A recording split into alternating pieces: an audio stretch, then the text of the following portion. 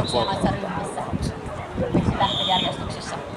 Vaksiradalla lähtövuorossa on pari 3, 4, 8 koodikolmien Tessa ja Anne Lokelainen Imatran kennelkerhosta valmistautuvat 3, 4, 9 Minni ja Kati, 3, 5, 0 Tsukki ja Mira sekä 3, 5, 1 Dafi ja Kati.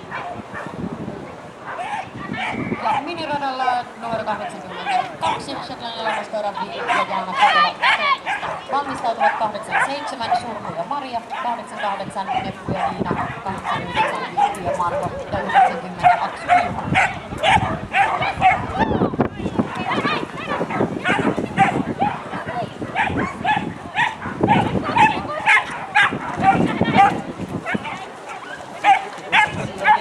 Janne ja Piksi tekevät Vaksiradalla pohja-ajon. He siirtyivät johtoon tuloksella -8.54. Tällä hetkellä Makseissa toisena